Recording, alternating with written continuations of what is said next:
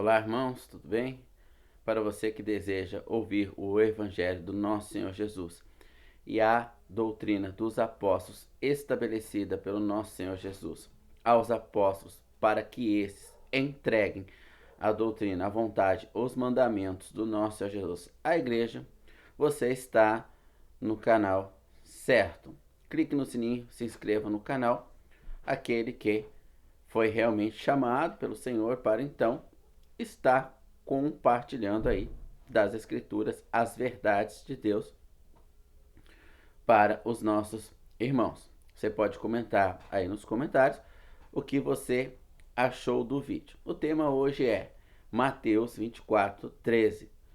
Preciso perseverar até o fim para ser salvo? Eu estou com a Bíblia aberta aqui no meu celular.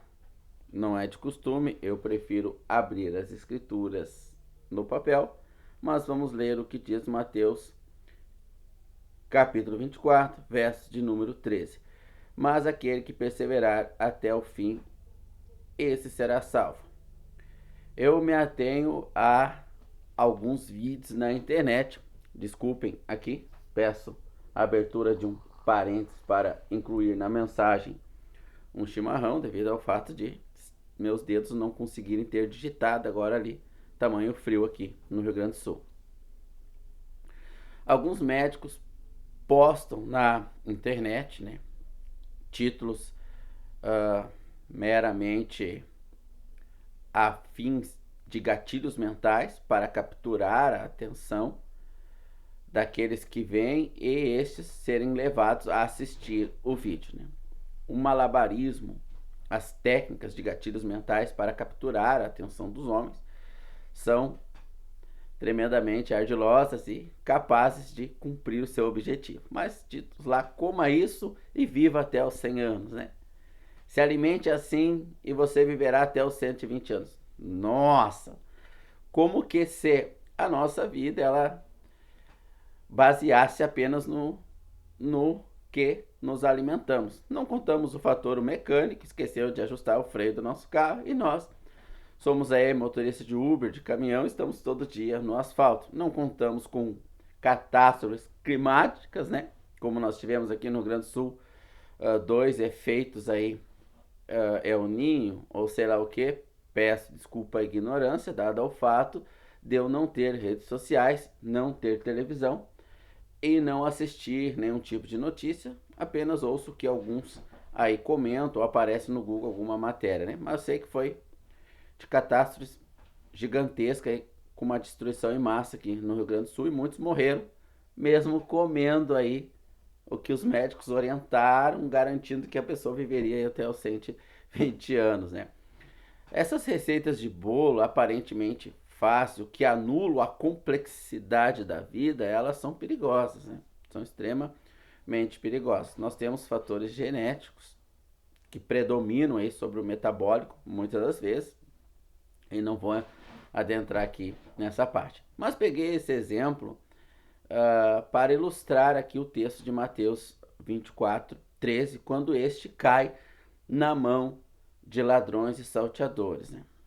Aqueles que vieram para enganar as ovelhas do Senhor Jesus e tosquear a sua lã, fazendo do povo de Deus objeto de negócio, usando a fé das pessoas para obterem lucros, né? Então nós temos que ter aí esses cuidados. As escrituras ela tem a sua complexidade. Por isso o Senhor em Efésios 4 ele estabelece os dons aí, como dom de mestre, pastor, evangelista, e o Espírito Santo vai usar esses dons sem fim lucrativo algum, porque de graça recebeu, de graça dai, para instruir os nossos irmãos. E o Espírito Santo também vai encaminhar esses irmãos de menor compreensão, com menor capacidade de absorção das escrituras, àqueles que receberam o dom para ensiná-los, né? Bom, eu vejo um texto de Tessalonicenses 4, onde o apóstolo Paulo ele diz: aquele que não trabalha, também não coma. Nossa! Então, tem muita gente aí problemática, né? Porque o que está doente e não pode trabalhar, então ele vai morrer em poucos dias, porque 3, 4 dias sem comer, mas pode beber água, né? Talvez um mês, 2, ele estará morto. E os idosos e as crianças e os irmãos que foram chamados para o ministério em tempo integral, em Atos dos Apóstolos, capítulo número 6 e 7, nós vamos ver uma divergência ali na organização da igreja, na parte prática, funcional do corpo físico, aonde as irmãs viúvas que não trabalhavam, né? Paulo disse que os que não trabalham não comam, né? Então elas não deveriam comer. Aí o apóstolo Pedro ele diz: nós fomos chamados para o ministério da palavra. Não é bom que nós paramos o nosso chamado para atender essa necessidade. Escolhamos 7 homens para fazer isso. Então cada um vai ter ali o seu chamado. Então Pedro ele largou sua profissão de pescador conforme o chamado que Deus lhe deu, sem fins lucrativos, para se dedicar ao ministério da palavra e ensinar os irmãos judeus no início da igreja cristã, a qual ele foi pastor ali da igreja entre os irmãos judeus no seu início, né? Então, quando nós lemos esse texto como esse, de uma forma mais contextualizada, como eu fiz agora, eu contextualizei esse texto exemplificando muitas situações que não é bem assim pegar um versículo, né? Mateus 24, 13. Mas aquele que perseverar até o fim será salvo. Irmãos, eu gostaria de viver até os 100 anos, um exemplo, que talvez não seja bem verdade, né? Eu só um exemplo. Eu não posso garantir que se eu perseverar aqui ou acolá, eu vou conseguir atingir esse objetivo. Ninguém pode garantir isso. Por quê? Porque vai depender de fatores externos, muito além da minha capacidade. Inclusive da vontade de Deus que dá e tira a vida. A salvação, ela é gratuita e imerecida. E Deus nos salvou estando nós ainda mortos em nossos pecados, Efésios capítulo 2, e nos deu vida juntamente com Cristo nas regiões celestiais. Ele nos salvou. A salvação, ela é imerecida. Não há capacidade do homem perseverar a sua salvação. Ele não pode fazer isso. Isso é impossível. Não há como ele se conhecer ali no último minuto, nas últimas horas da sua vida, o qual ele não faz nem ideia quando será, quanto mais o como ele estará em perseverança nesse período aqui. Bom, eu não vou entrar aqui no assunto salvação. Aquela que nos foi dada pelo Senhor Jesus e nos garante a vida eterna, a qual não nos pode ser tirada mais. Não podemos perder a vida eterna. O salvo, todo aquele que reconheceu-se pecador, não é aquele que se arrepende das consequências dos pecados. Tudo dá errado para a pessoa, ela não aguenta mais as consequências. Ela se arrepende das consequências. Assim que as coisas se organizam, ela volta à prática dos pecados e não para até consequências ruins acontecerem de novo. Não. Aquele que o Espírito Santo adentrou a consciência, chamou para a sua realidade espiritual, este reconhece-se pecador, incapaz de parar de pecar. E ele reconhece a necessidade de um salvador de si mesmo, de seus pecados. E ele encontra esse salvador naquele que veio, morreu e ressuscitou pelos seus pecados, o nosso Senhor Jesus. E ele o aceita como salvador. E agora a sua salvação, a sua entrada à presença de Deus não depende mais de si, mas daquele que o salvou. E ele o mantém na presença de Deus. Na epístola de João, o apóstolo João, ele diz que o Senhor, ele nos garante o acesso à presença de Deus. E se nós pecarmos, ele é fiel e justo para nos perdoar de todos os nossos pecados, passado, presente e futuro. Temos um advogado que intercede por nós junto ao Pai. A salvação, ela é imerecida. não se ganha por obras e não se perde por obras. Essa é a salvação que nos dá a paz, que nos dá o descanso. A poluição religiosa acabou que confundindo algo tão simples. Mas o que quer dizer esse texto, então, de Mateus, capítulo 24, verso 13? Mas aquele que perseverar até o fim, este será salvo. Então você pode acompanhar aí no Google ou numa Bíblia impressa o versículo seguinte que eu vou ler referente a este versículo. Verso 22 do mesmo capítulo de Mateus 24, verso 22. E se aqueles dias não fossem abreviados, nenhuma carne seria salva, mas por causa dos escolhidos, aqueles dias serão abreviados. Aqui a salvação de Mateus 24 está falando da carne, da salvação do corpo físico, biológico, do que vai acontecer nesses dias aqui, e não da salvação espiritual. Em 1 Coríntios, capítulo de número 5, nós temos um homem que é chamado de irmão pelo apóstolo Paulo, e este homem, ele é um crente carnal. Existe o crente espiritual e o crente carnal. Quem é o crente? É aquele que creu na remissão dos seus pecados e foi salvo, e a sua salvação ela é imperdível. Quem nos garante a salvação não é a nossa perseverança, as nossas obras. Caso contrário, não precisaríamos de um Salvador. Era apenas atentar para um conjunto de obras, perseverarmos nela e sermos salvos. Então o apóstolo Paulo, em 1 Coríntios, capítulo de número 5, ele vai narrar a história desse irmão, que está dormindo com a madrasta, um pecado terrível e inaceitável às olhos de Deus.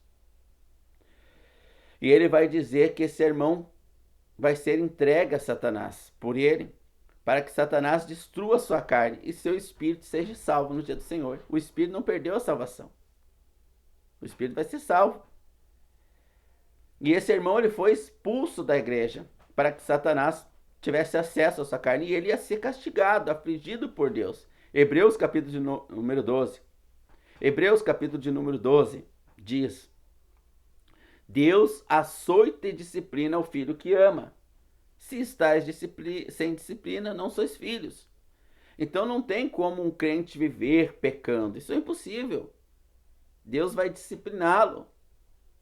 Vai corrigi-lo, inclusive com a própria vida, para a destruição da carne. Diz que vida? A carnal, a física. Mas a espiritual permanece. Carne e sangue, diz em 1 Coríntios capítulo 15, não herdarão o reino dos céus. Essa carne aqui, ela está condenada à destruição, independente das obras que nós venhamos praticá-la. Ela não pode ser salva nem melhorada. Todos os seus impulsos, eles são maus. Gálatas capítulo 4 vai narrar as obras da carne. Quais são as obras da carne? Impureza, lascívia, prostituição, beberrice, glutonaria.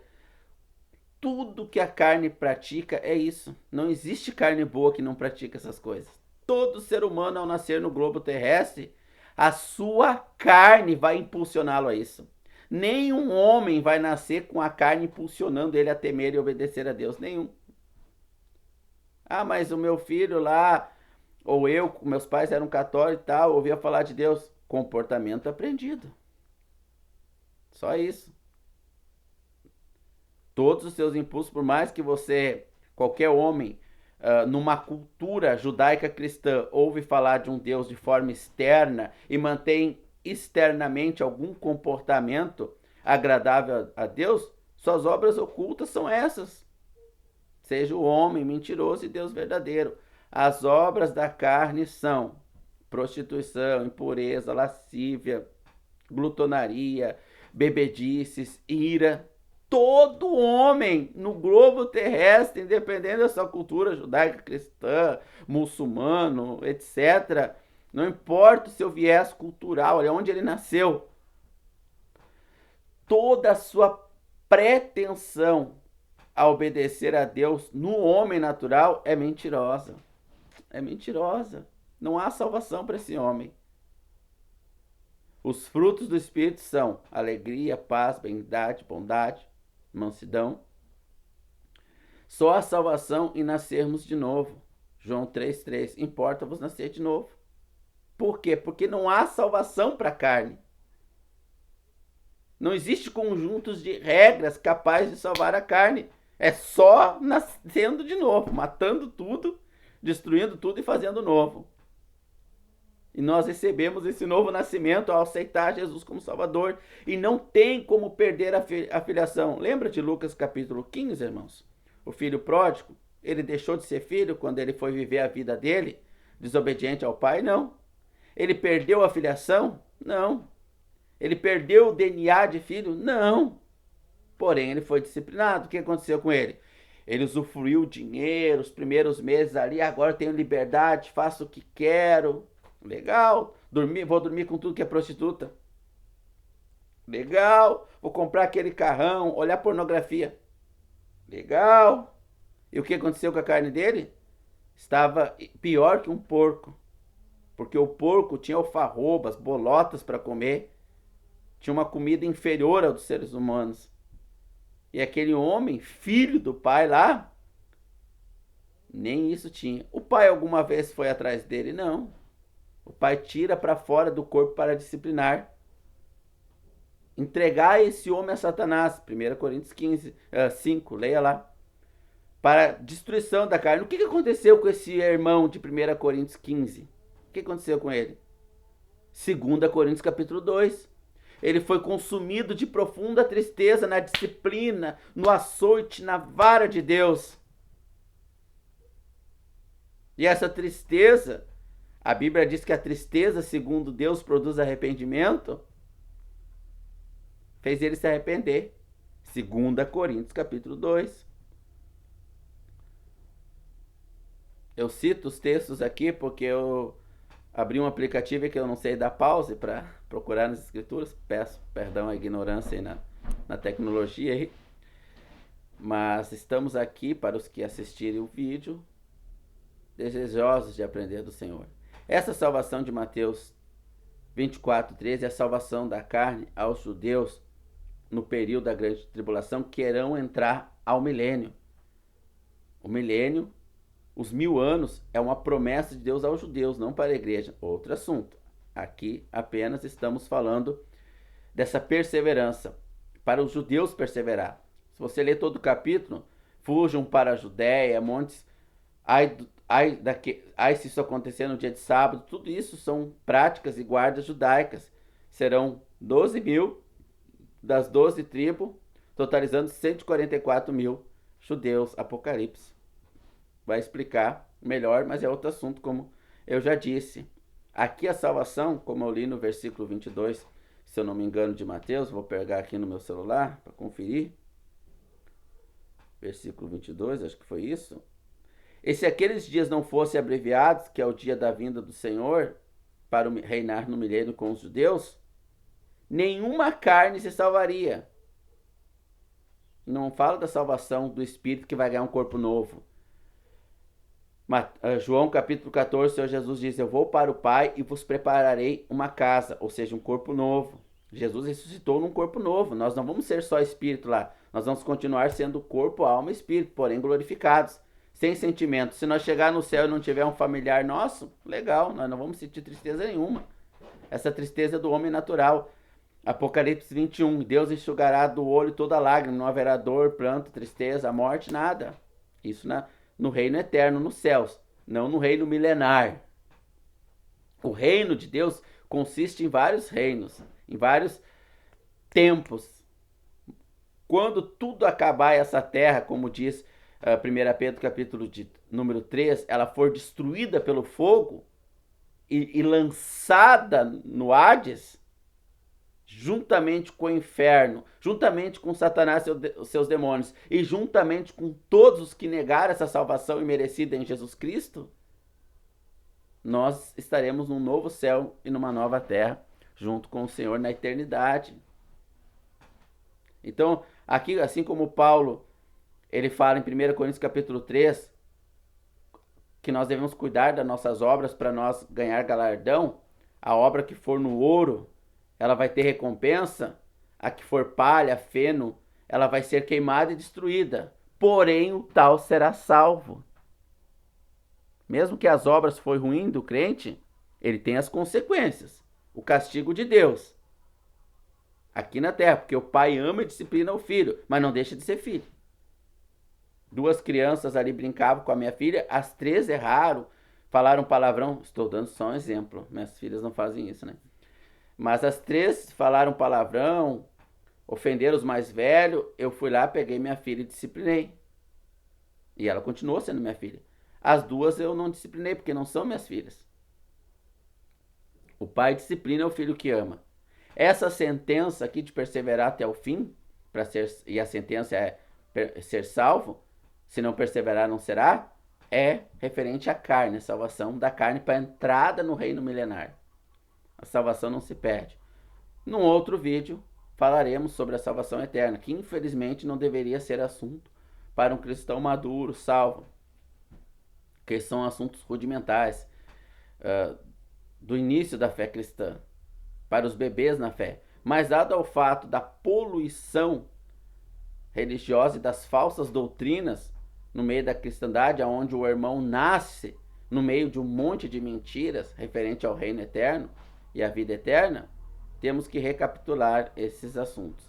Clique no sininho, se inscreva no canal para você que quer aprender mais aí da palavra de Deus. Obrigado por esse momento, em nome do nosso Senhor Jesus.